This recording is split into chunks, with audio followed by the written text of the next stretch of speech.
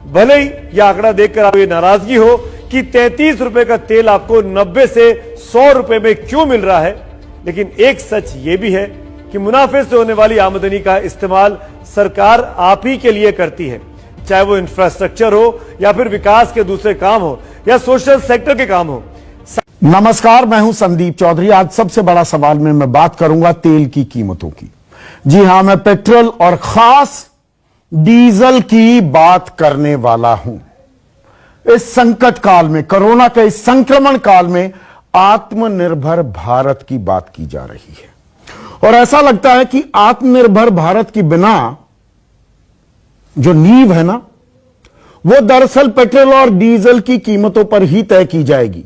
आत्मनिर्भर भारत बनाने के इस सपने में सबसे ज्यादा विकास, जी हां, सबसे ज्यादा विकास पेट्रोल और डीजल की कीमतों का हो रहा है। 20 दिन, पिछले 20 दिन से लगातार बिना नागा दाम बढ़ाए जा रहे हैं डीजल के। हर रोज दाम बढ़ रहे हैं। 10 रुपए 79 पैसे कीमत में इजाफा हो चुका है पिछले 20 दिन में डीजल में। 11.25 रुपए की बढ़ोतरी। पेट्रोल थोड़ा पीछे है इस विकास में। पेट्रोल 19 दिन बढ़ाया गया है। बीच में एक दिन रहम कर दिया था हम लोगों पर, दया आ गई थी आम आदमी पर, तेल कंपनियों को भी, सरकारों को भी। और जब मैं सरकारों का नाम लेता हूं तो केंद्र और राज्य सरकारें।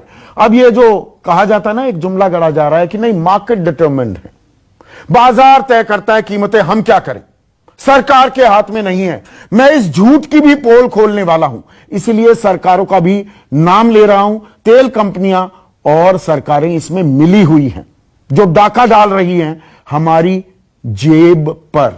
तो पेट्रोल में 19 दिनों में लगभग 9 रुपए का इजाफा हो गया है।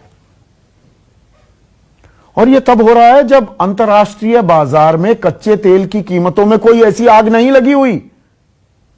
पिछले 24 घंटे में तो 5% कीमतें गिरी हैं। $40 पर बैरल के करीब कच्चे तेल की कीमतें हैं। फिर भी बेतहाशा दाम बढ़ते जा रहे हैं। और यह उस सरकार में हो रहा है जिसने विपक्ष में रहते यह नारा बुलंद किया था कि बहुत हुई पेट्रोल डीजल की मार, अब की बार मोदी सरकार। कोई बताने के लिए भी, कोई सामने आकर बता भी नहीं रहा कि ये बढ़ क्यों रहे हैं, इतनी कीमतें क्यों बढ़ रही हैं। बस कोई एक्साइज बढ़ा देता है, राज्य वैट बढ़ा देते हैं, तेल कंपनियां अपना मार्जिन वो कमाना चाहती हैं। और इसका असर क्या होता है देखिए, डीजल इतिहास में पहली बार पेट्रोल से महंगा हो गया है। पहली बार 80 रुपए पार कर गया है डीजल। और जब डीजल की कीमतों में आग लगती थी ना, तो यही बीजेपी जब विपक्ष में थी तो कहती थी महंगाई बढ़ जाएगी, किसानों पर मार पड़ेगी। और किसानों पर मार पड़ती है।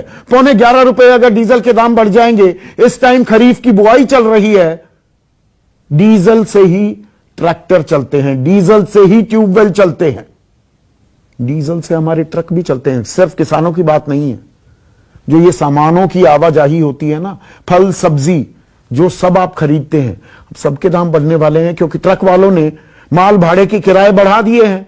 रेलवे भी बढ़ाएगी, रेलवे भी डीजल का इस्तेमाल करती है।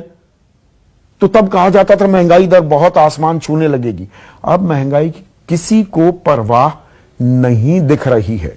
सरकार की नाकामी बताया जाता था कि तेल की कीमतें क्यों बढ़ रही हैं। अब सरकार की नाकामी को लेकर कोई बात करने को तैयार नहीं है। और मैं अपने गिरेबान में भी झांकूंगा।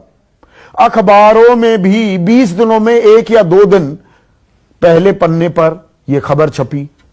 न्यूज चैनल जिसका मैं हिस्सा हूं, हेडलाइन नहीं बनती हैं। यह न्यू नॉर्मल हो गया है कि भाई पेट्रोल के दाम, डीजल के दाम तो बढ़ सकते हैं। ऐसा क्या है, संकट काल है, देखिए सरकार का खजाना खाली हो रहा है, हमारी जेब पर हाथ मार रही है, तो मारने दीजिए।